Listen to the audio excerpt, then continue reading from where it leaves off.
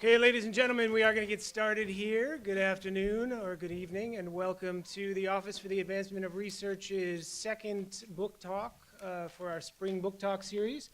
This talk features our very own Edward Paulino, assistant professor of history here at the college, and he is presenting on his book, Dividing Hispaniola, the Dominican Republic's Border Campaign Against Haiti, 1930 to 1961. We are very pleased that we're able to be joined by three guest discussants for today's presentation. Ed's going to introduce them in a little bit more detail, but they are, starting from all the way to the left, Dr. Chantalle Verna of Floria International University, Dr. Ann Eller of Yale University, and Dixa Ramirez, also of Yale University. So, if I can just introduce Ed very quickly. Ed, as I said, is assistant professor of history here at the college. His research focuses on race, genocide, and borders in Latin America and the Caribbean, and has been published in outlets such as Genocide Studies, and has been supported by the Fulbright Foundation and the National Endowment for the Humanities. Professor Paulino is also the co-founder of Border of Lights, which is an organization that commemorates the anniversary of the 1937 Haitian massacre and promotes solidarity with Dominicans. Let's hear it for Ed Paulino. Thank you. Hello. Good afternoon. How's everyone doing today? It's good to be back at John Jay. I've been on sabbatical this year, and I just recently came back from the Dominican Republic a few days ago. I was on a Fulbright specialist where I gave a workshop on genocide to the university, the Pontifical Mother and Master, Madre Maestra, in the capital in Santo Domingo, and it was very enlightening. And I'm very excited to be here, very honored. I want to thank every one of you for being here and taking time out of your very busy schedules as New Yorkers to come here, and in this very chilly pre-snowstorm Tuesday afternoon. I first want to thank the persons responsible for making this event logistically possible. I want to thank the Office for Advanced Research, OAR, the office that is so vital in helping faculty discover known and unknown grants, reminders of deadlines so that we can go into the field and collect and produce and disseminate knowledge, not just to our John Jay community, but also to the broader society at large. In particular, I want to thank Dr. Daniel Stageman, Director of Research Operations, Rachel Friedman, Research Communications Manager at OAR, who were the first to extend this invitation to me, very generous invitation. And were very supportive throughout the process. I also want to thank Patricia Samperi, Science Grants Executive Assistant and OAR Travel Liaison with John Jay at the CUNY's Research Foundation, and her logistical prowess with travel preparations and making sure that our wonderful panelists arrived safely in New York City for today. It is a great honor for me to be here at John Jay. I've been here since August 2002, and I have seen the school grow in many unexpected ways. And also how we have maintained, while we have maintained our teaching bona fides, we have become more research-oriented institution. And as we continue to grow, I am glad the school recognizes the need for events such as this one that offer an invaluable experience and teaching moment for what we can all agree is the best thing that John Jay has, which is our students. Educating them, educating for justice, and I would add, educating for social justice. With that said, I want to thank the three panelists here on stage, amazing, amazing scholars and friends. Since we only have 60 minutes, each of them will have a little spiel about how their work is important, and particularly in relationship with my book and others. And after their small mini presentations, I'm going to, a la deGrasse Tyson in the Asimov lectures that he has every year, I'm going to start a conversation, and you guys are going to be like a fly on the wall listening and taking questions. And at the end of the hour, we're going to open it up for questions that we're going to be so excited for us to have. So I want to quickly start out, very brief introduction because we don't have a lot of time. In the middle here, we have Dr. Eller, who's an assistant professor of Latin American and Caribbean history at Yale. Her research focuses on the political struggles around emancipation and citizenship in the 19th century. Her most recent book is We Dream Together, Dominican Independence, Haiti, and the Fight for Freedom. And I told them, please feel free to share with us their wonderful accomplishments. Second is Dr. Chantalle Verna. She is an associate professor at the Floria International University, where she focuses on the culture of foreign relations, especially concerning Haiti and the United States in the mid-20th century. So she's not only in the Department of History, but also international relations. Her most recent book is Haiti and the Uses of America, Post-U.S. Occupation Promises.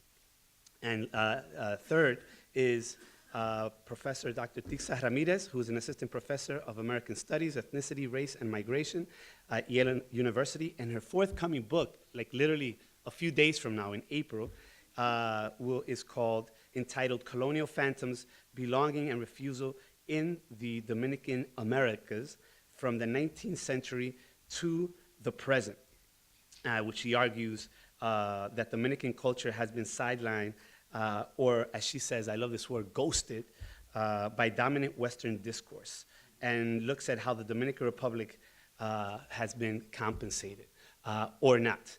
So without further ado, I want to introduce our first speaker, Dr. Ann Eller. So I want to thank also the organizers and Dr. Paulino, especially for organizing this chance to come together and speak a little bit about the Dominican Republic and Haiti. And I will provide sort of a discussion a little bit about your chapter 1. Right? So for those of you who have not seen the book, it's sitting right there, Dividing Hispaniola. I was a press reader, so I had the pleasure of reading it a few years back, and it's been really wonderful to see the impact that that book has had. And so we have a few interdisciplinary panelists here today, and the question of how to tell these stories in the Dominican Republic and Haiti, and then in the hemisphere, is always a really complex one. So I find the first chapter of the book both moving and provocative. So if you haven't had a chance to see Dr. Paulino's book yet, chapter number 1 has a strong title. It's called The Barbarians Who Threaten This Part of the World. And the story is, of course, about how many North Atlantic nations and the elite spoke of the project of Black freedom, which is born on the island with the Haitian Revolution. For those of you who are unfamiliar with that revolution, it's a series of struggles that unfolds between 1791 and 1804. And so historians historically have talked about it as the only successful revolution of people who were enslaved. That's clearly not true. For some people, escaping for an afternoon is success. But it was one that attracted an unprecedented amount of hostility in this hemisphere.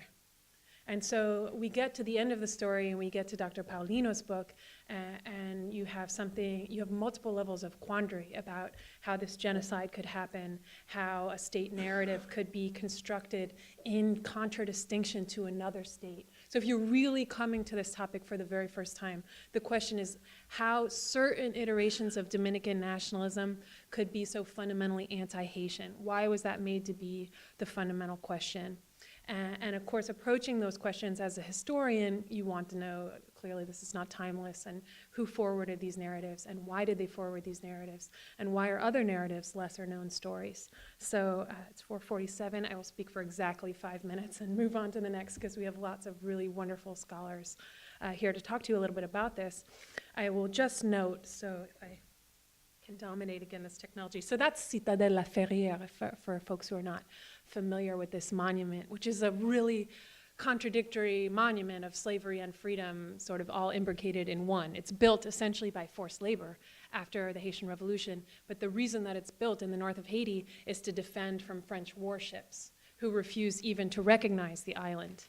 And so the deep roots of talking about Dr. Paulino's first chapter is thinking about what did Haitian freedom mean to Dominicans, right? And the story that we have is extraordinarily incomplete story. So for that, we need one more image. So if you can see that map up there, top left, the little hashed areas are places that had sort of dense settlement, and everyone else is living in rural something. So whether it's sharecropping, whether it's even like semi-sedentary, like folks are even moving around, there's all sorts of different modalities that people are living in, and what they're not doing is relating to the state. So they are living successful lives, often in opposition to someone who might tax them or fence a land or have some sort of incursion on their space.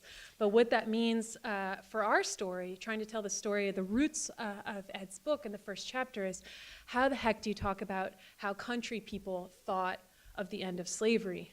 It stands to reason the vast majority of the Dominican Republic are, in the words of a Dominican historian, Raimundo Gonzalez, the offspring of slavery, but multiple generations removed. But clearly they don't share the same perspective as the elites in the city who are narrating the story like, oh, Haiti, oh, that's such a terrible story. The story that we know becomes codified, that wins, the narrative that wins. But what are the rural folks thinking?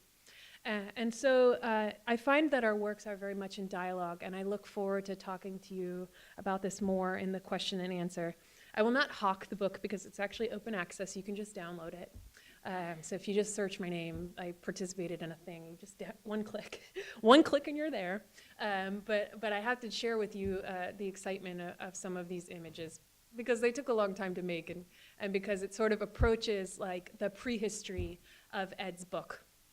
It offers an alternative story, because the story in Ed's book is genocide and division and questioning how we arrived at that place.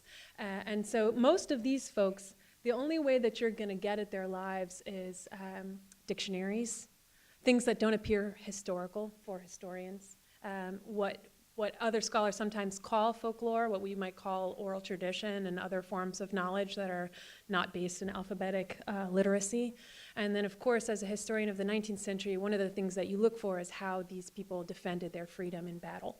Because anytime they get in trouble, you have a minimal state archive, totally fraught, got to turn it upside down, totally hostile towards the subjects, with all sorts of adjectives that you just erase, flip, turn inside out, and everything else. But you have some kind of story of what the size of their world was, and what they thought freedom meant, what their fears were, and what their solidarities were. And so in my own work, which I think, again, sort of dovetails or forms sort of like an interesting preamble to the discussion that we'll have today, Spain comes back. So when you think about Dr. Paulino's book, and you think about all of these narratives of Spanishness, and how much the elites insisted that this was true, even though there's no archive until 1859, many of the books that are circulating when Haiti and the Dominican Republic, which are for a short time united, separate in 1843-44, it's only Thomas Madieu, a Haitian historian's book that's circulating in the capital. It's really, really hard to tell these stories. And this tiny elite says this story that somehow wins all the way through the 20th century, which is, we are so Spanish. We have nothing to do with the other side of the island. Our religion is this, their religion is that. Our form is this, our form is that. Our history is this, our history is that. And so basically they negate and deny the history of slavery that unfolds across centuries in the Dominican Republic as well, and insist that they're super Spanish. And so then if you are just approaching this history for the very first time, you'll see all the flags at the bottom. We don't, like, the Caribbean is the center of the world. If they haven't told you that in history classes, then we're telling you now. And so this is the place where empires are made. This is the place where all the capital is formed, the Industrial Revolution. It's on the backs of people who are laboring on plantations in the Caribbean. And so it's not surprising to us that these sorts of spaces would change hands many, many times. And so basically what happens in this place right here is, while the U.S. is all distracted, because it seems that they're going to be more and more hegemonic power in the region, while the United States is all distracted, Spain comes back, exactly during the Civil War, essentially. So there are like interests in the United States that have been growing and growing vis-a-vis the Caribbean, but in that moment when they're distracted, in comes Spain, and you would think, if this story that ends up being this hegemonic story that we see in Ed's book, if this were really the real history at that moment in time, then when Spain came back in 1861, you would see peace. You would see, I want to say prosperity, some kind of evil form of prosperity, because it's 1860s. I'm happy to talk about that in the Q&A. But what you actually see is a massive rebellion. And so between 1863 to 65, so almost exactly the same years as the United States Civil War, you see Dominicans and Haitians fighting together. And the logic of their fighting is that we are defending the end of slavery. And this is the cradle of the end of slavery, both in the Caribbean and arguably in the hemisphere and in the modern, Western, all the qualifying quotes that you need for that world. And so they burn the place to the ground. Like 2/3 of the territory is mobilized in struggle. People burn their own homes repeatedly. They flee into Haitian territory. And the markets and munitions and solidarity that flow back and forth between the two nations is such that you reach a real high point of a story that almost was. And so at the end of that moment in 1865, there are folks on the top of the island, we could talk about it in Q&A, it's always the most radical part of the island, that say, you know what we need here is dual citizenship between Haiti and the Dominican Republic once more. And that is the vision that is almost born. And that constitution establishes jus soli citizenship. There's lots of law people in here, I'm probably mispronouncing it, whatever. You know, the birthright citizenship, which is not abrogated until the citizenship crises of the 21st century. And so I just thought I would plant that kernel of these stories that are really hard to get at, and so that we can understand the real power of Dr. Paulino's work when he sees how much distortion and how much violence has to be mobilized in order to erase these solidarities, not just from the written record, but also the practice and massacres of the 20th and problems of the 21st century. So, thank you. Thank you, Professor Eller. Now, Professor Dixa Ramirez. Hi, everyone. Thank you so much to Dr. Paulino for inviting me and for the organizers for making this happen. There's actually a really interesting format in which Dr. Paulino was asked to talk about his book, but he is so kind as to allow us to talk about our works and how they connect with his. And I'm just going to hopefully figure this out. Okay. There we go. So I'm gonna keep it super short. That's my book cover, and it's about to come out, which is very exciting. Thank you. All right, so my book is very much in conversation with Dr. Paulino's book because I think, and in a very different way from Dr. Eller's book, because they both unfold some of the intertwinings of 4 separate entities: Haiti, the Dominican Republic, the US, and Europe, especially Spain and France. And I think that, like a lot of work about Haiti and the DR, and the spaces that overlap the two countries, right, you call it zones of contact, or the frontier, our books are interested in the question of how subjects with less power engage with the deeply unequal world created by colonialism. Some of you, in fact, most of you, as New Yorkers, might be familiar with the trope about Dominicans as those black people who don't know or don't think they're black. So my first book, Colonial Phantoms, shows why this has come to be and how it relates to larger Western imaginaries. I study how Dominicans have wanted to be and have wanted to be recognized and seen, even if on their own terms, by the global powers.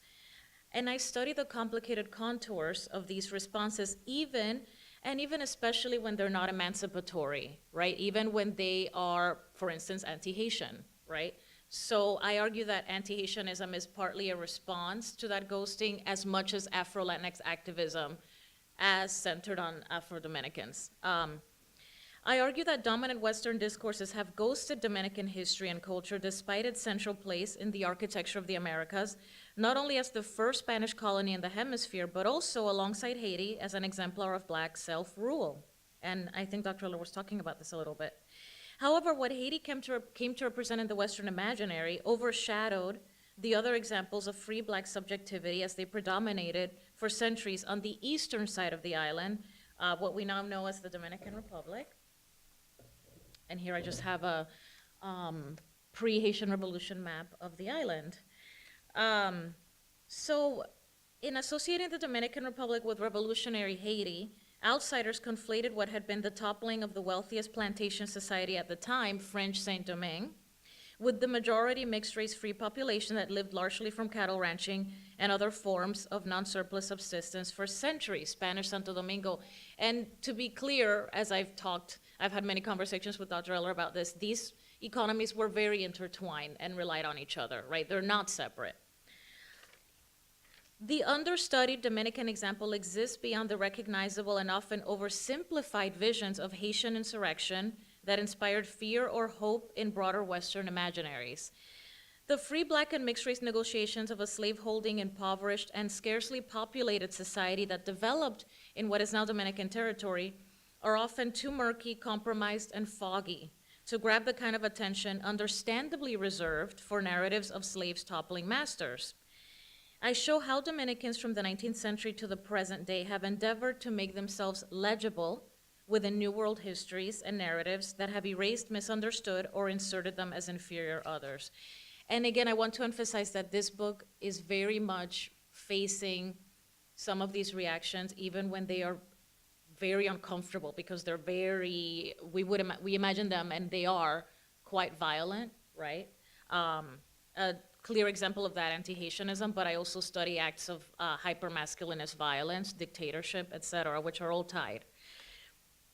Through literature, music, and speech acts, island and diasporic Dominicans have expressed their dissatisfaction with how they have been described in dominant discourses.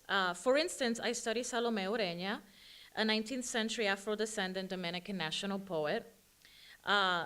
Historical violence and hypermasculinity in Junot Diaz's The Brief Wondrous Life of Oscar Wilde, the construction of the Columbus Lighthouse, o El Faro al Colón, and the murder of merenguero Tony Ceval, the diasporic feminist blackness of Dominican-American musical performers Amara La Negra, who now is really popular, but when I wrote about her, only 5 people knew about her, and Maluca Mala, and the negotiations of female Dominican sex workers catering to foreigners. These examples cannot easily be understood through ideas of what is resistance and what is not. When I analyze this varied archive of Dominican culture carefully and on its own terms, I realized that the issue that interested me most was not whether it was liberatory or woke or not, but why it came to be. And my argument is that all of these examples in some way show a grappling with the ghosting of the Dominican Republic.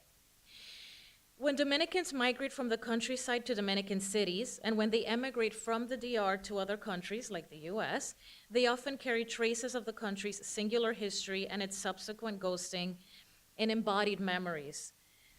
The Dominican subjects that create and reside within the cultural texts I explore recreate and engage with the ghosting of the territory's history and singularity in gestures and speech, and more lastingly through the written word. And some of you might be familiar with the work of, for instance, Junot Diaz and Julia Alvarez, right? These writers. But also people like Romeo Santos, right? Who is a half Puerto Rican, half Dominican singer whose medium is bachata, a rural Dominican genre. Moreover, migrant Dominicans incorporate gestures, languages, and expressions of the cultures in the host countries. For instance, Romeo Santos himself, right? His bachata is not the original bachata of the rural Dominican Republic. It has changed, his environment in the Bronx and New York City changed the genre. And just to finish, I'm going to give you 2 examples of the kinds of readings I perform in the book. I'm a literary scholar, not a historian. For instance, consider the Dominican mythical figure of the Ciguapa. Some of you might be familiar with this figure, a simultaneously alluring and terrifying creature whose feet face backwards. Ginetta Candelario, another scholar who's in conversation with all of us, argues that the Ciguapa is not a legend of Taino origins, as she is popularly understood. Instead, the Ciguapa was an invention of 19th century Dominican nationalist Francisco Javier Angulo Guridi, who, like several of the political leaders Paulino traces in his book, was trying to make Eurocentric sense of what was in fact a deeply messy history of blackness on the island. In this sense, the Ciguapa as a figure of contradiction and ambivalence manages several ghostings, including the violent genocide of indigenous people on the island, but importantly, and I think crucially, and I think in conversation with Eller's and Paulino's books, the suppression of Black freedom as it predominated in this territory. And I want to suggest that the invention of the Ciguapa figure for the purpose of denial and erasure does not produce absence. instead it produces an entirely new presence. And in fact, I have this amazing image that another French scholar of ours, Elizabeth Manley, sent me recently, and it's from a 1968 issue of El Bollo Dominicano magazine, which purports to include images of the famed mythical figure, the Ciguapa, and you can see how they have distorted the image to show her feet facing backwards, which is kind of fun. And I will end there. I'm just gonna throw a fun picture to maybe encourage you to ask about it in the Q&A, but I'll leave it there. Thank you so much. Thank you, Dr. Ramirez. And last but certainly not least, Dr. Chantalle Verna. Well, honor, everyone. Honor. I know it's 4 o'clock. I could have said no just because of the time, Paulino. No, my nap time. No, it's great to be here. It's great to be back in the city. For those who may not know, I was actually born and raised in New York. And this, like you, I think for me has been a very biographical journey, both intellectually and with our identity. So I was born and raised of Haitian parents here in New York City, like many Haitian diaspora journeys. And now I live in Miami. I moved from New York to Miami. And then I went to grad school in New Orleans, to undergrad in New Orleans. And I think that's when I kind of began to really, this connection, more of a connection between the US and the Caribbean in my New Orleans experiencing, seeing that a little bit more hyper. And then moving up the Mississippi to Michigan for grad school, where we first had an opportunity to begin this conversation. And I actually went to grad school wanting to ask questions about African American history and urban communities and the process of gentrification that we are seeing a whole new wave of that right now. And I wanted to understand that why is it that if our communities were very much in need, why did we look outside? Why was our gate outside of the community, abroad? And interestingly enough, in beginning to ask the questions about African Americans, I started doing some interviews with people, and I started meeting some Haitians who were living in, of all places, Michigan. And I began to learn about Haitian diaspora outside of the centers that I was familiar with, Miami and New York City. And so I think one of the things that all of our books do is that we turn the more familiar questions on their head. We ask different types of questions about familiar places. We shake up the narratives about stories and tensions that are more familiar. And so for me, in my work that began with Haiti-US relations, the primary narrative that we would hear about would be after Haitians gained their independence in 1804, that Americans, along with other nations, isolated, right? The idea that of isolation, political and economic embargo on Haiti, so that created difficulties for Haitians to achieve some success after their independence. And now we have scholars turning that question on its head and talking about actually Haiti's connections, even in the moment of this political and economic embargo, that they would create some opportunities. And then there was this discussion about the occupation, which Haiti and the Dominican Republic, as you really eloquently discuss in the second chapter, is really a pivotal moment in being able to understand the development of these post-occupation societies. And so when talking about post-US occupation society in Haiti, my question was, if there are these tensions of the United States always being in conflict with Haitians, why would we migrate here? Why would we live here? Why would we pursue a life here? Why would we invite Americans to come and be part of developing, whether it's through US government assistance or through NGOs? And so we begin to kind of go back into those stories. And I tell that story in this book in a couple of ways, in two ways that really speak to the other panelists here today. One is about the 19th century and this idea of Pan-Americanism that precedes what may be more familiar to a lot of people in the room, this idea of a good neighbor policy during the 1930s and the 1940s with Franklin Delano Roosevelt.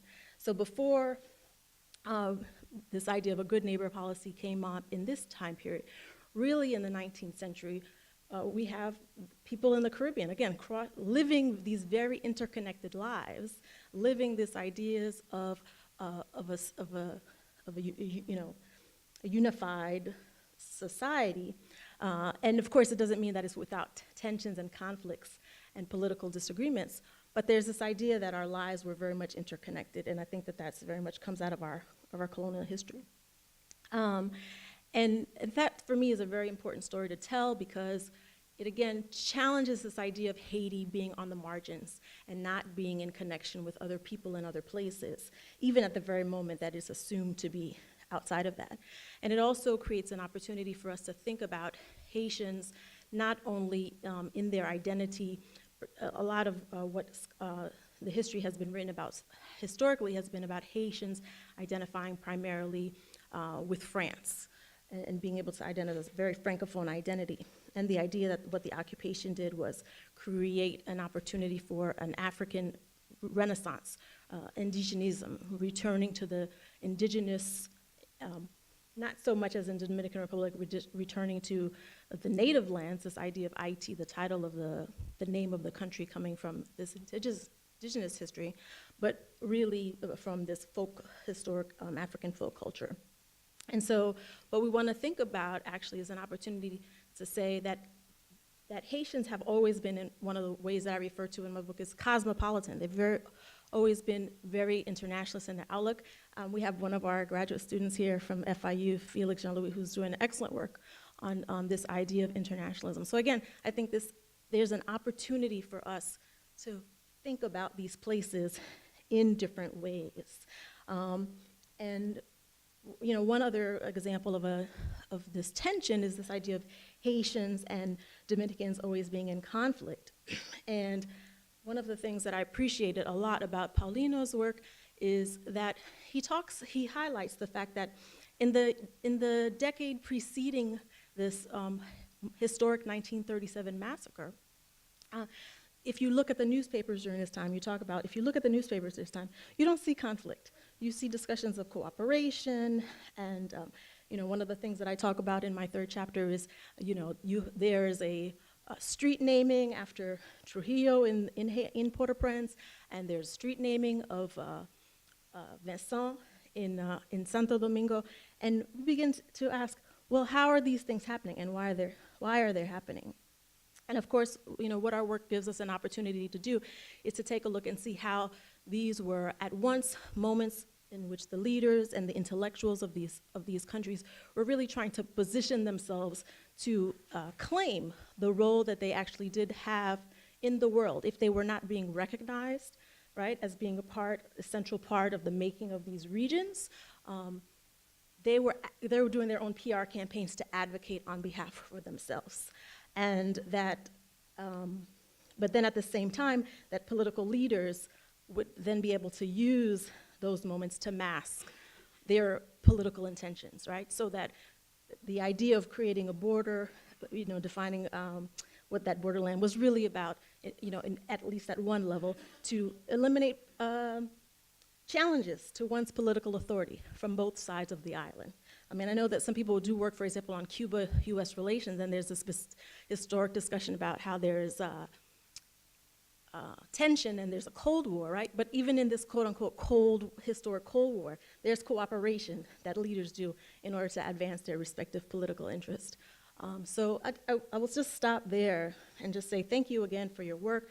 I'm very grateful for also Ann Eller's work and looking forward to learn more about Dixa's work, and thanks to the organizers and to all of you. I mean, this is a really phenomenal turnout, and we're looking forward to the conversation today, an opportunity to ask new questions about places that are seemingly familiar and stories that we assume that we know very well, and to just keep asking new questions. I think that's how each of us have gotten here, is that we've been willing to ask different questions, look in different types of places, and to be in conversation with one another. So thank you.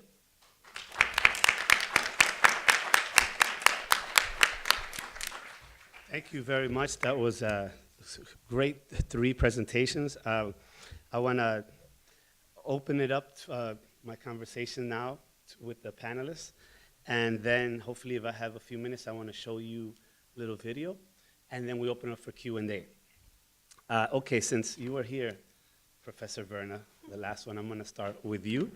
And full disclosure, Professor Verna and I did our doctoral degrees together at Michigan State at the same time. So we've had a long history of just hashing out these ideas. You know, Haitian American, Dominican American in Michigan, out of all places. All right? That's and how we Michigan survived. is. Now you know how we survived. Yeah, and we, you know, cried. I mean, we can talk to students about the sacrifice of the acquisition of knowledge and leaving families and the taking the monastic oath of poverty. But I just want to say in these tumultuous times, I am very proud that I am a historian and I am a scholar, because it's a privilege to dedicate one's life to studying the past, and hopefully you can have an impact. As one of my professors used to say, I love being a teacher because I don't exploit and no one exploits me. Thank you. So Professor Verna, in the last few years in the United States, we've all come to know the term Black Lives Matter. It's been a mobilizing theme and powerful, historic proportions. Let me ask you, why does Haiti matter? And help us understand, why does it matter that we know about this time of not just U.S. occupation of Haiti, but also the post-occupation of Haiti? Wow, thank you for that. Why does Haiti matter? I think Ann Eller said it really best, like everything, the world really is centered in the Caribbean. I mean, especially this world that we live in today. So much of our society, our economies, and our political structures have emerged from the struggles that took place across the Caribbean. And, you know, Haiti, I mean, I really feel very fortunate to be of Haitian descent. I mean, what a great amount of pride I can have to know that, you know, my immediate ancestors were part of this tremendous revolution that gave birth to a nation state that proudly declared itself black. I mean, we're talking about Black Lives Matter. That declared in its constitution that all persons who set foot on the territory and become a part of the society would be declared black, right? So, I mean, this is really putting on its head what we are experiencing today, where there's really global white supremacy. We don't talk about it that way. I have a good dear friend and colleague in anthropology, Andrea Quillian, you know, in conversations, these kind of conversations that you're talking about, she talks, you know, she would use this phrase, you know, this global white supremacy. And I just paused and thought about it for a minute.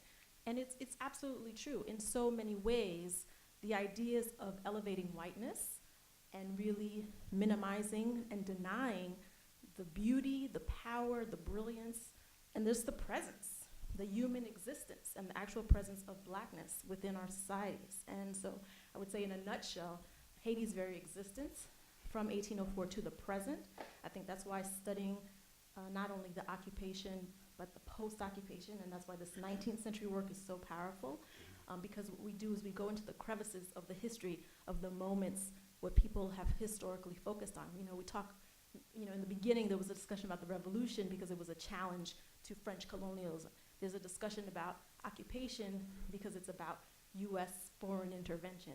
But it's like, let's get from the inside to our history and our perspective and, you know, why we were invested in, what is it that we were involved in, and our lives and our stories and our visions of nation and region and world, those matter. And so that's the way I would say how Black Lives Matter through the lens of Haiti. Yeah. So that's interesting. I mean, I was at St. Francis College years ago, and I saw this eminent art historian of Haiti from Yale. I forget his name. But yes, I think it was him.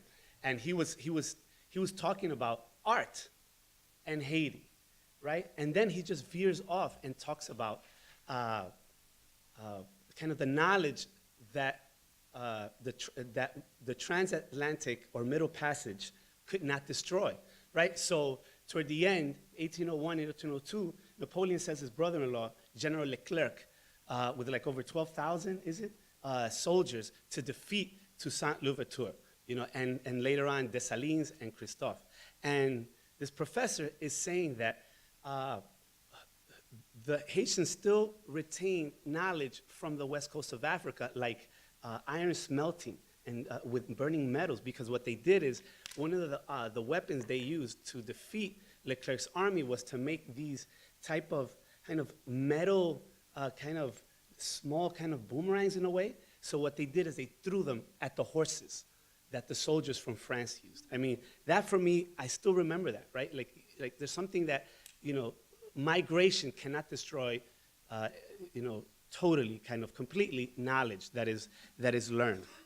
And also, I remember about these classes I've had throughout the years at John Jay, and when we talk about slavery, what I do is I put 1804, then below I put 1863, 1888, 1886, and 1888.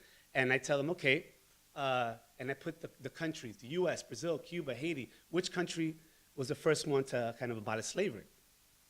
And we get to Haiti, 1804, right?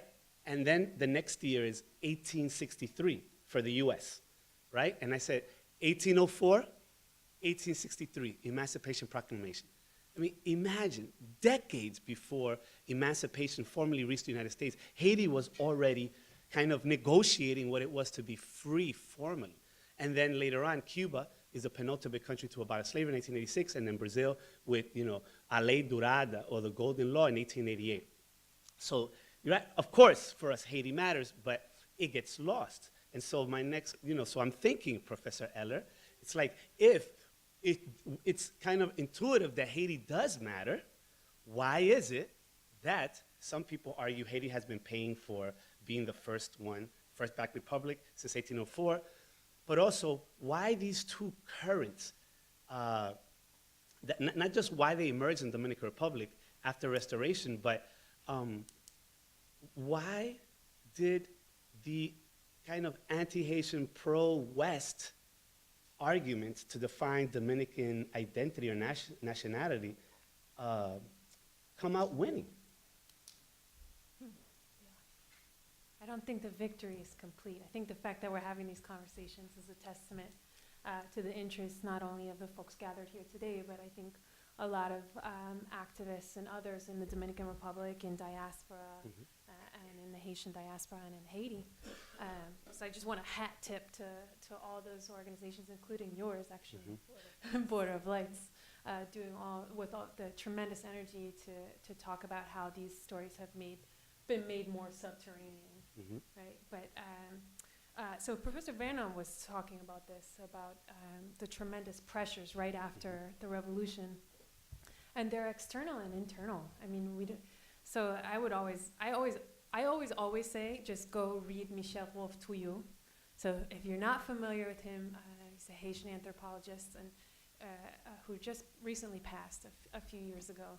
And if you think you want to write about a topic, I would just say, just make sure that he hasn't written about it first, because his mind is so incisive and his writing is so lucid and beautiful and complete. And he looks at like. Some of the isolation that we were talking about is discursive, right? So there's still trade going on, but there's all of this pressure, right? To the extent where if you are familiar, for folks in the room who are familiar with the processes of Latin American independence, it's not really much of a social revolution, although they're very fundamental, particularly in places like Venezuela. There's a ton of fighting. But many places it's sort of one elite is lopped off and the next elite is there. And they also join on the anti-Haiti train, because the story of the end of slavery and the story of Black freedom becomes one that a North Atlantic elite, to be sort of crude about it, and all the folks who benefit from white supremacy in these decades insist upon.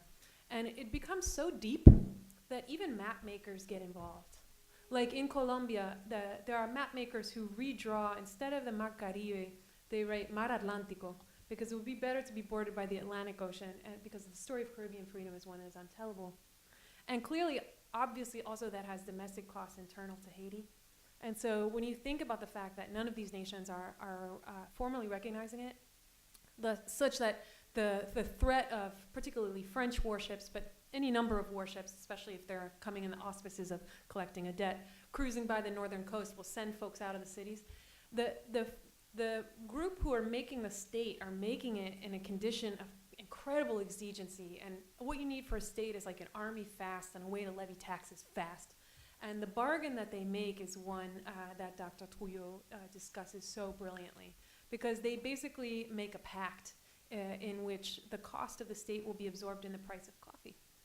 Because people who are emerging from slavery are moving away from a cash nexus. Perhaps they're engaging in it in their own way, in a small farm, in a laku, in their own formation, right? But they're moving away from a plantation. That never worked. The elite always tries it everywhere in the hemisphere. It never works. And so what they do as these warships are sailing by the coast is they're like, we can't tax these folks, fully 2/3 of whom through the 1770s, 1780s are from different parts of Central Africa. There are language groups, there's cohesion, there's affinity, but at the level of the state, the elites are doing some totally different thing. They're like, okay, it's in the price of coffee. And they grow more and more distant from the rural communities in Haiti, which live through their own decades of prosperity and difficulties that I'll defer to Professor Verna to discuss. But you understand the original bargain is made because of the necessity of immediate defense against white supremacy. And so it's one, as she discussed, that is written into the constitutions repeatedly, and it's one, because the climate is so poisoned in these decades as slavery is ending, it's one where you get these pseudoscientific ideas about race science, where everyone is distorting Darwin, and folks, the colonizing powers figure out quinine, they figure out steam power, they get a Gatling gun. It's like the energies of racism, ironically or directly, not ironically, are growing in these decades, and that's the moment where the Dominican Republic separates from Haiti. And so you understand then, as Professor Ramirez was saying, how this is not a tale of delusion, but perception and response to an incredibly nasty milieu that said your freedom should not exist, defend your freedom. And so the pressures on the Dominican Republic are obviously distinct and related, because the Dominican Republic is a peasant space. And so, and the story of the 19th century is you better have some kind of industry to defend your nation, race nation, nation. I mean, like, you see the path from the end of slavery to Hitler. You know, you as a genocide scholar, you see that, right? And so that is a distinct pressure on the Dominican Republic too. Like, what do you even have here? Cattle, wood, wax, bees. Like, is this even a state? And so even putatively good-hearted outside folks, when they're writing about the Dominican Republic, they imagine it as an empty space or a space that will soon be occupied. And again, just circling back to your work, we see at the end of the story occupation. And this is all happening also, right, where elites, Dominican elites, and regional kind of elites also in the DR and also Haiti, they have agency, right? They're trying to negotiate with the powers that be, right? So it's like, I remember a great movie, and believe it or not, Marlon Brando's in it, Quemada, right? It's like you're free and you don't have diplomatic recognition. And if you don't have diplomatic recognition, then you can't export and sell your mahogany trees, your tobacco, your sugar, etc. So it's this kind of like fait accompli that occurs in the post-independent states, right?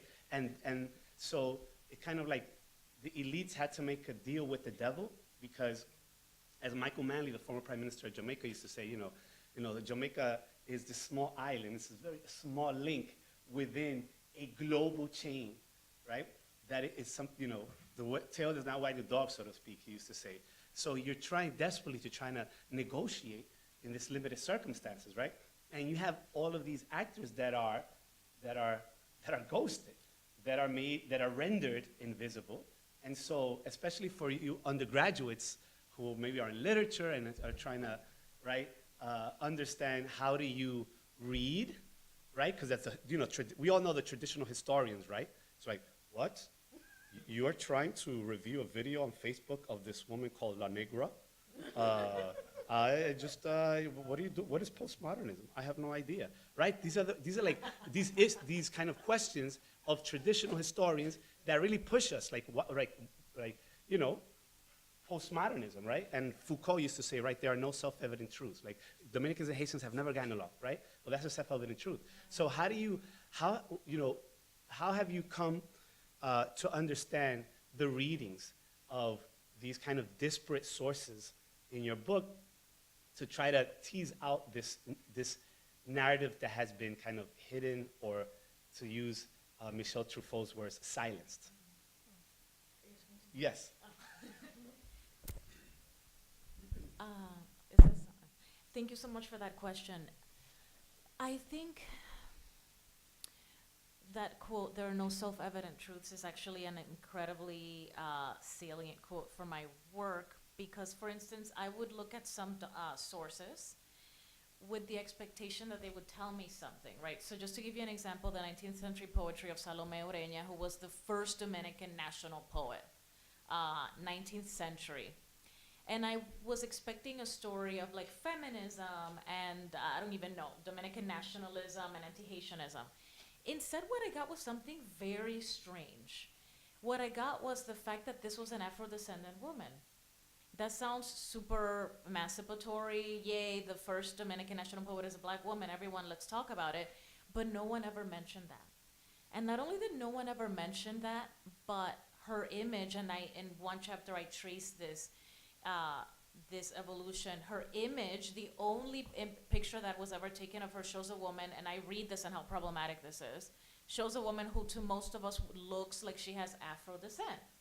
The reason this even matters is because most Dominicans don't know that. Why? Because her image has been whitewashed. She has, and I read the revisions in commemoration. So I bring up that example to show that that's really complicated and strange, right? That the first national poet of this ostensibly anti-black country happens to be a woman who would have been seen as a black woman, even because she was part of the elite, right? Who would have been seen as black among the elite, but they chose her. This elite chose this woman, but also at the same time, they whitewashed her image, right? So, and to me, that example is a perfect example of the complicated nature of Dominican blackness, right? It's not a very clear example. There's no self-evident truth. Yeah. And so I think I was interested in all of these examples. Another example was the murder of Tony Ceval, 1984 or 5. This merenguero was murdered in police custody, and he had this amazing video. The point is, actually, my dad was part of his band.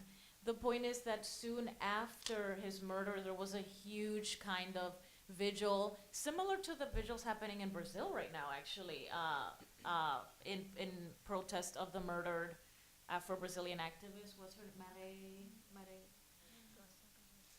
Right. Similar to that candlelight vigil against military impunity in the Dominican Republic.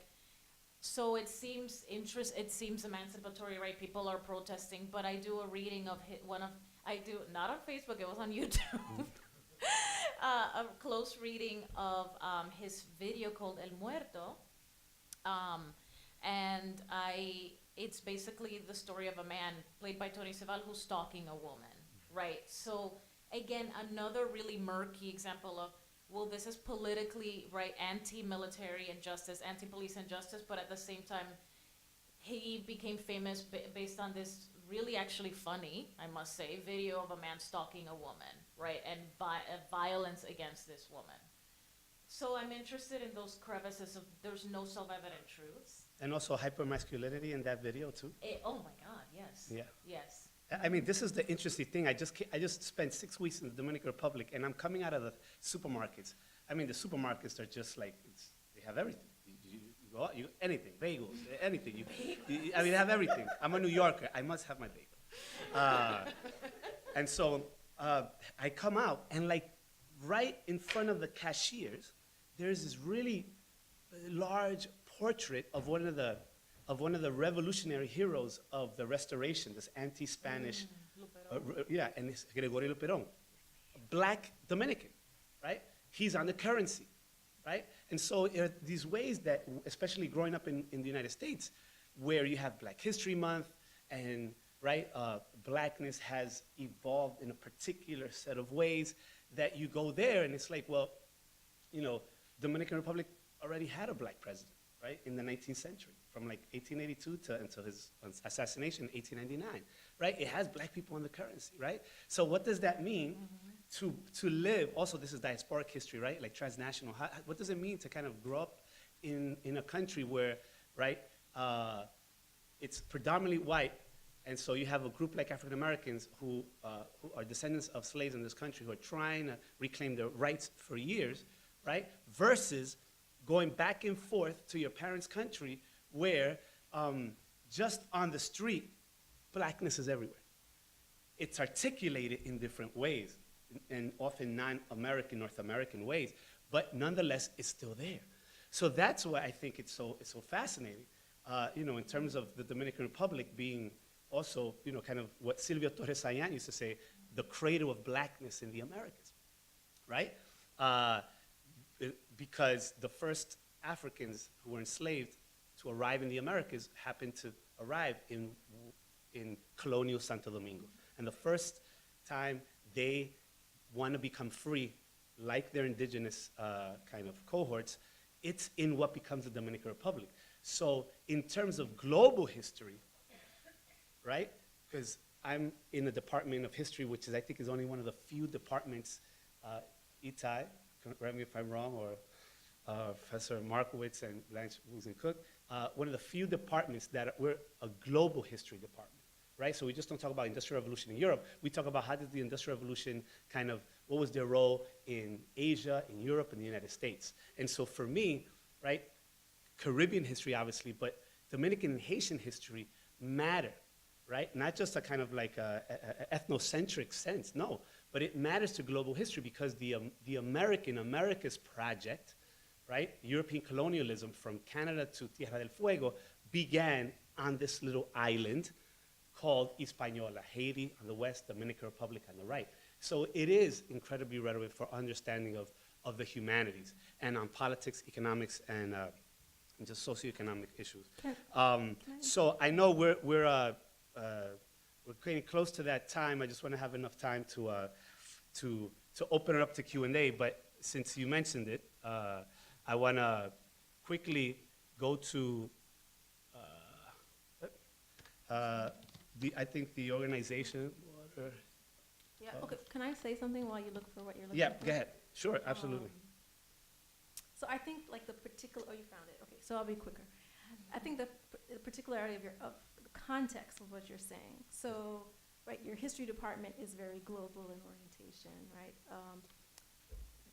For me, as a Haitian American growing up in a Caribbean-centered Queens community where I was surrounded by other Caribbean people, and my life was always in conversation with people from other places. So I think that's why I have this cosmopolitan, internationalist, diasporic orientation, and these things appeal to me.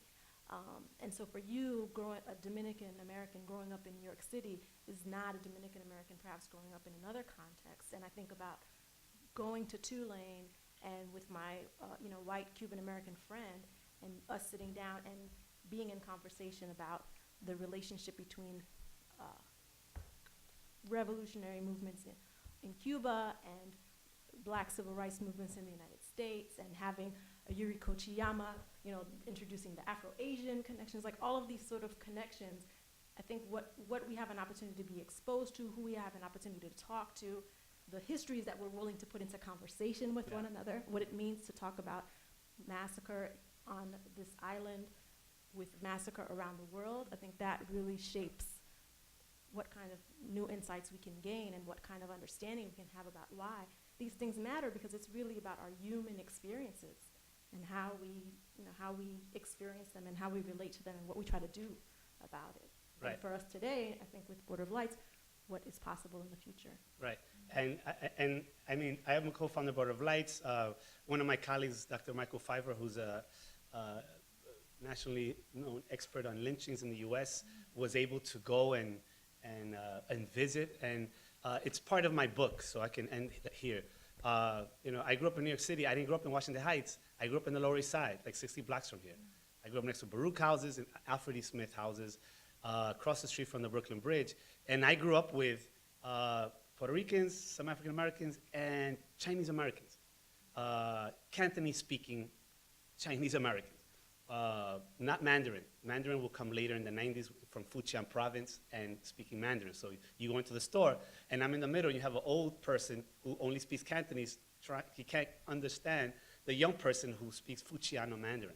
But then when I went to Washington Heights, I was like, oh my God. You know, it was like The Simpsons. I was like, oh my God, this is amazing. You know, it was like, and for me, it was very much a romanticized notion of what it meant to be Dominican, right? At a time in the 80s where my block and many blocks around the city were being ravaged by crack, right? Like, I'm not immune. Growing up, I was not immune to violence. And not unlike violence that many of my students here at John Jay or at CUNY often experience, right? And so for me, part of the book is also centered on this, what I call a genocide in 1937, where the dictator Trujillo ordered a massacre, not just of Haitians, but also Dominicans in 1937. And so for me, when I read this at the FDR Presidential Library, a document where the US Ambassador, Henry R. Norweb, is writing his boss, Secretary of State Cordell Hull, and saying a systematic campaign of extermination is occurring, I flipped. I was like, nah, not my people. Nah, no, son, that can't happen. Not my people, right? But that document forced me to go through the rabbit hole, right? Like the Matrix. I took the red pill to try to deconstruct, right, what it meant to be Dominican at that point in time. And so part of it, right, I'm a New Yorker, and I happen to come of age at the same time where children of, for example, Holocaust survivors are kind of opening up, because the parents the survivors were notoriously like silent, right? They had, it was a traumatic event, they didn't want to talk about it, right?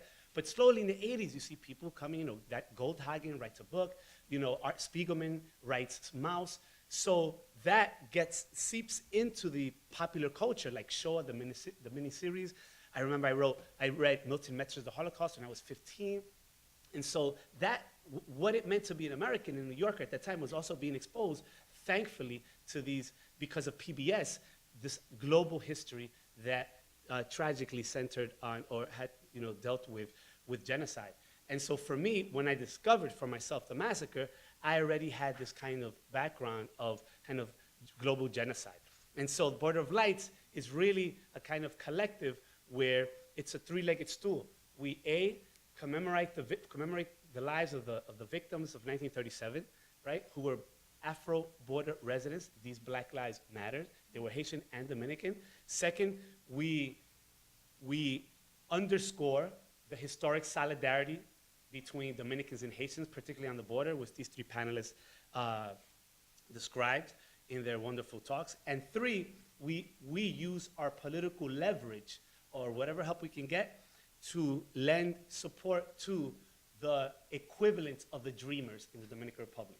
These Dominicans of Haitian descent, who many of them are politically disenfranchised, particularly after 2013, because of the sentence, 2013 168-13 sentence, that essentially stripped many Dominicans who were born and raised in the Dominican Republic of either citizenship or future citizenship, and also retroactively all the way back to 1929. So we do all of this. We do this on a GoFund. You know, we ask people to donate. And for me, it's important as a scholar, because scholars, and I think my department is, I'm so lucky because everybody was like, you know, I mean, they could have had a tie-dye shirt and be like, yeah, man, let's do it, dude. You know, they're like these 1960s revolutionary, like, of course, like, you have a commitment to your community and you need to support. And I think that helps because it's already ingrained. And being able to teach with people like Professor Snee their courses on genocide. So that's what helped me all these few years. But also, teaching at John Jay, also, because I also taught at this program called ISP here, which is like, you know, mud or like the triathlon. Every semester, at least back then, it's like you had to come up with your own course. It was like every semester with a triathlon, you had to be a mini expert. But it was incredibly stressful and intense and challenging, but it seeped in. And the seeds, I would not see it until years later. Why? Because it's an interdisciplinary program, so you always talk with somebody else, an anthropologist, a lawyer, et cetera. And so, unbeknownst to me, it would prepare me for years later to expand. And how do I expand? I expand in the TED Ed video. And so what happened last year is that I wrote to them and said, hey, I have a good story. I think it's important. I think there are many ways that you can you can teach history. And in a year, I wrote this script, Ugly History, the 1937 Haitian Massacre. I want to end with that. And it's only about 5 minutes, and I want you to see it, and then we can open up for Q&A.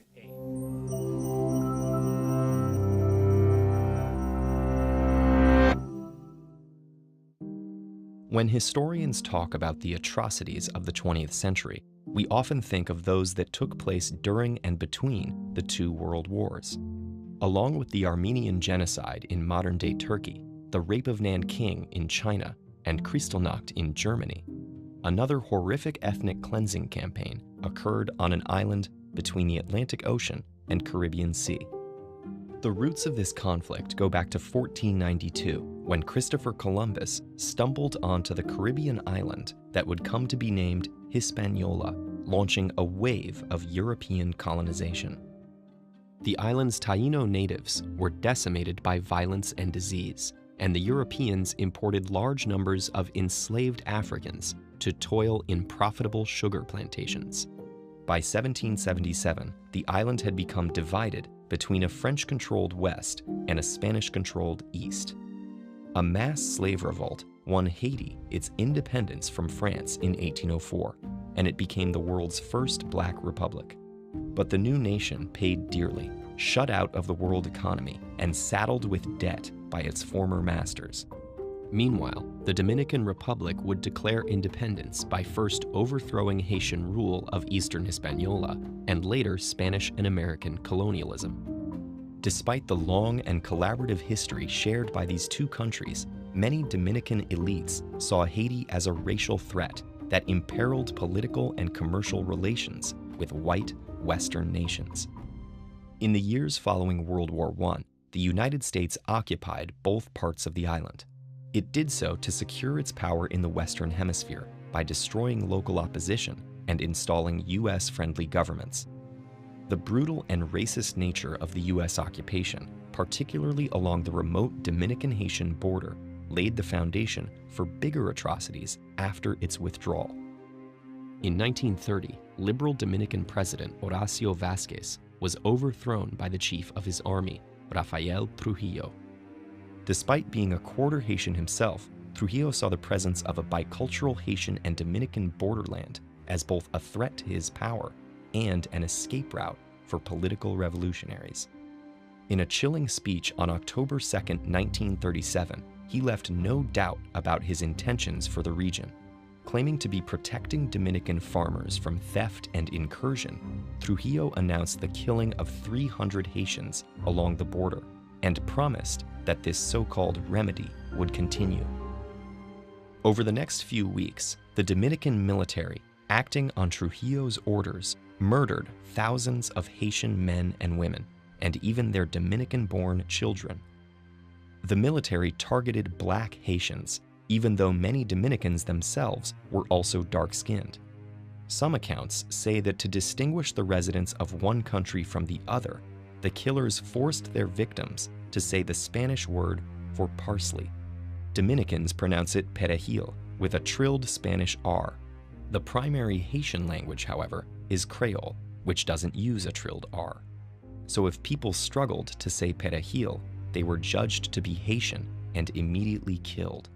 Yet recent scholarship suggests that tests like this weren't the sole factor used to determine who would be murdered, especially because many of the border residents were bilingual. The Dominican government censored any news of the massacre, while bodies were thrown in ravines, dumped in rivers, or burned to dispose of the evidence. This is why no one knows exactly how many people were murdered, though contemporary estimates range from about 4,000 to 15,000. Yet the extent of the carnage was clear to many observers.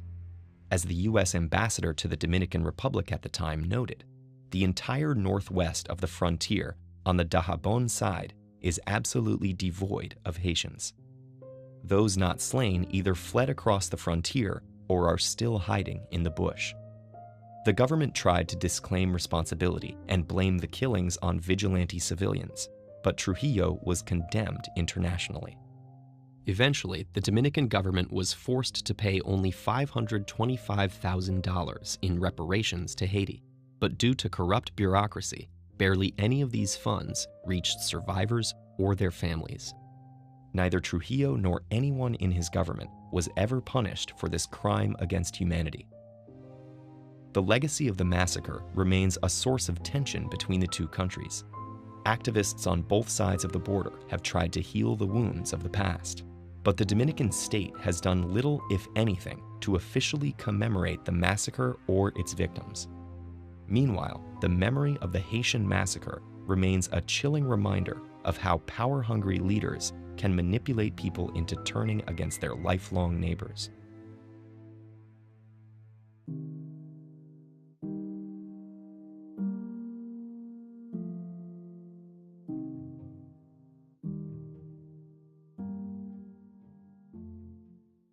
We can open it up for questions, Dan, if anybody has questions for our wonderful panelists here.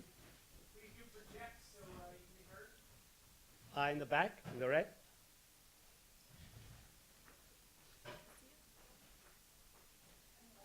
I'll try to say it loud. Sure.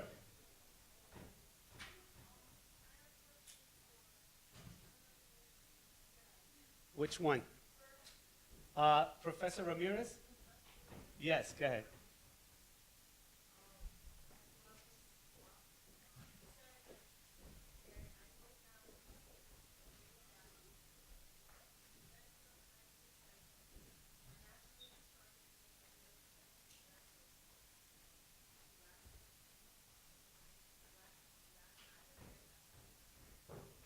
Did you get that? I think so. Would you like to repeat that for the audience? I do remember.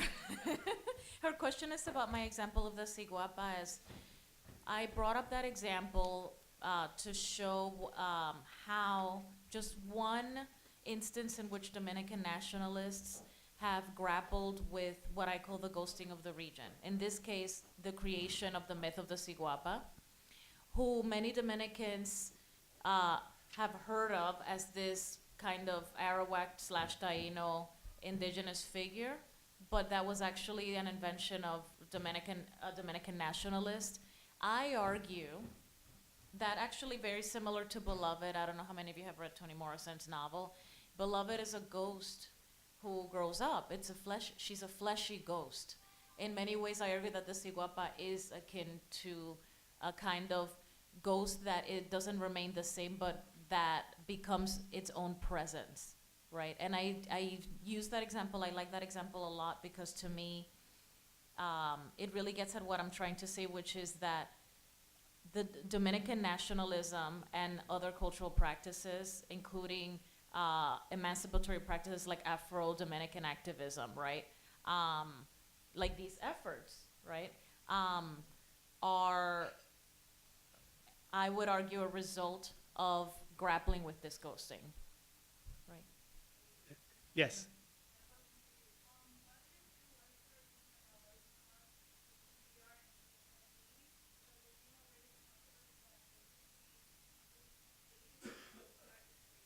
Uh-huh.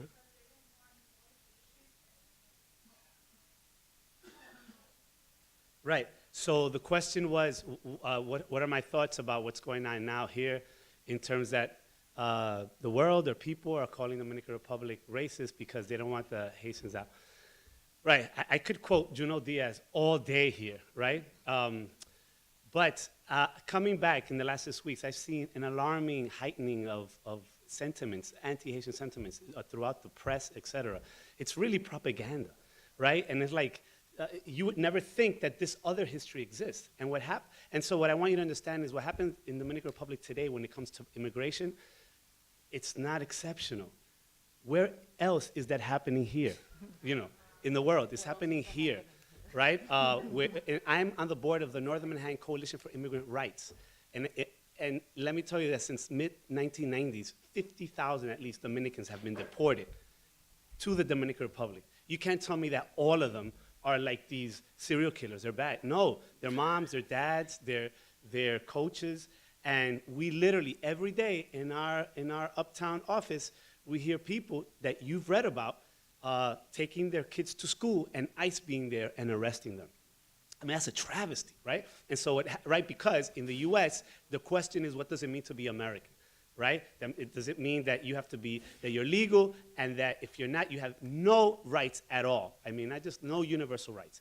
And so what's happening here, happening in the United States, is happening in the Dominican Republic, it's happening in France, it's happening in South Africa. And who are the immigrants in South Africa?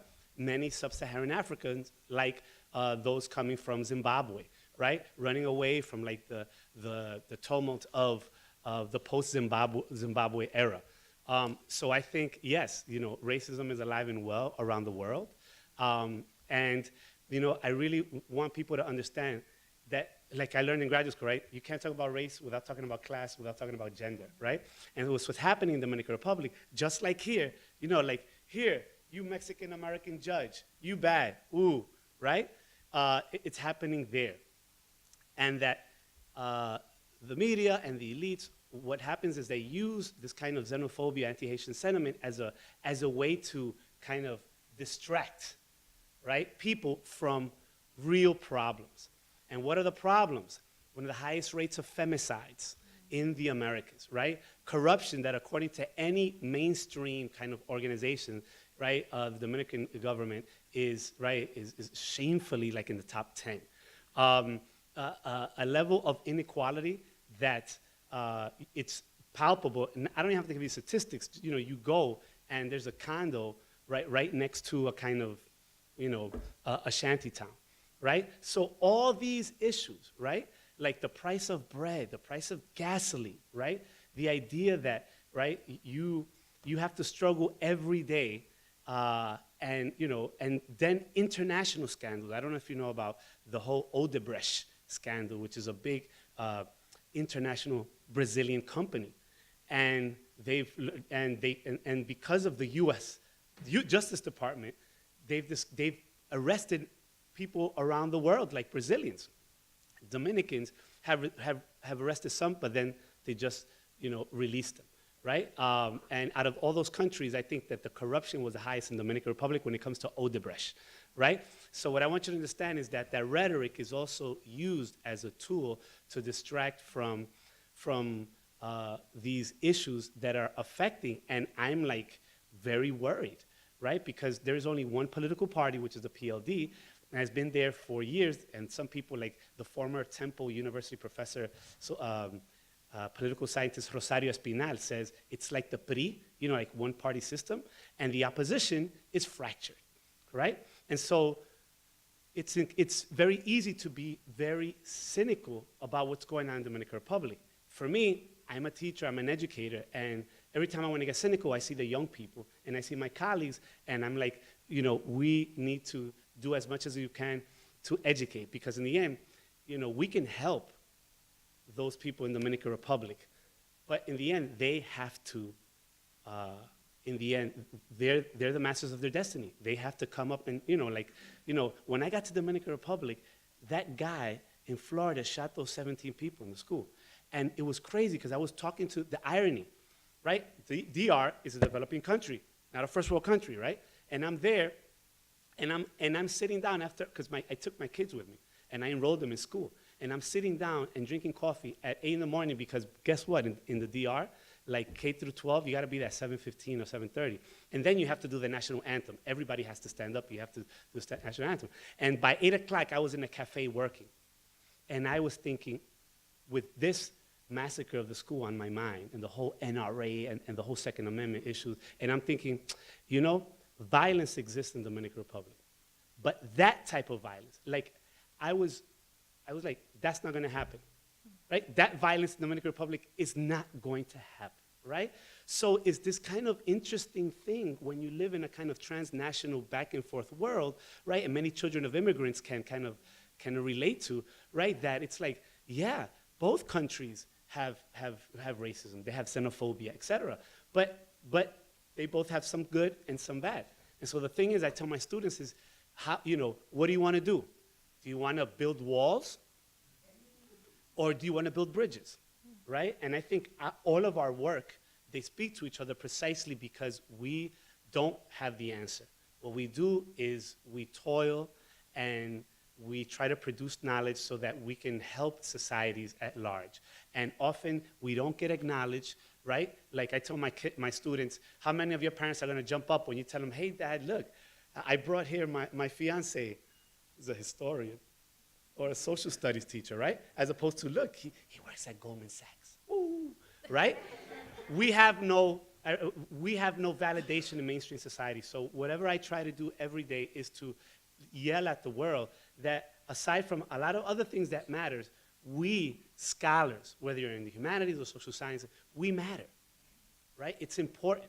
We're not getting rich. We don't do this for the money, right? We do this because every one of us at one point in time, we got smitten. We fell in love. A professor, a teacher said, you're amazing.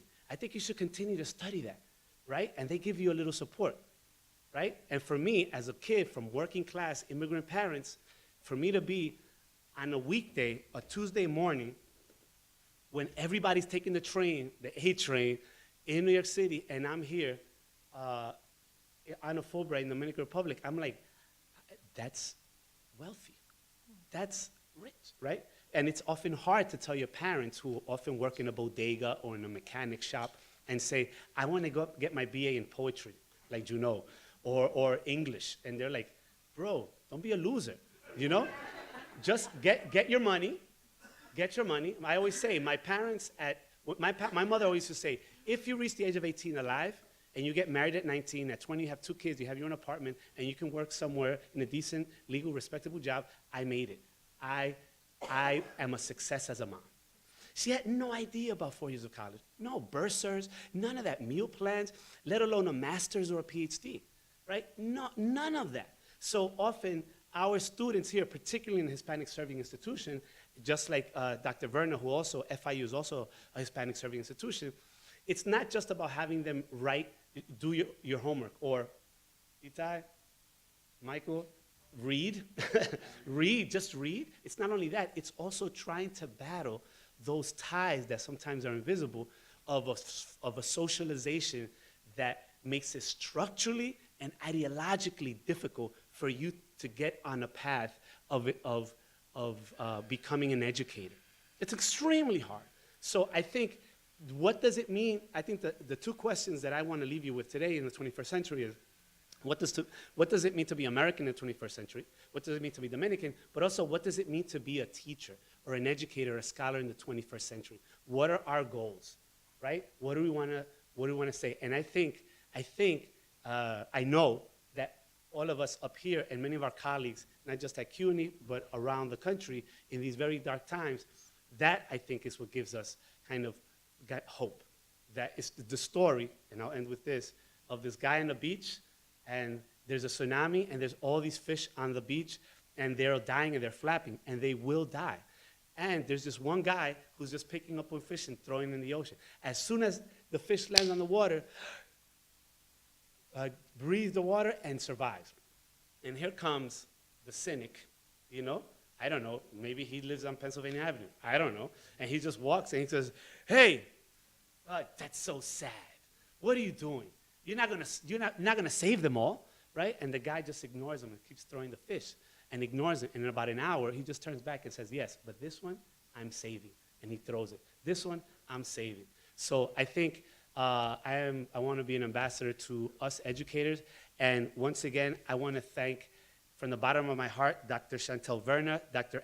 Eller, Dr. Dixa Ramirez for their generosity and solidarity for being here today. Thank you so much.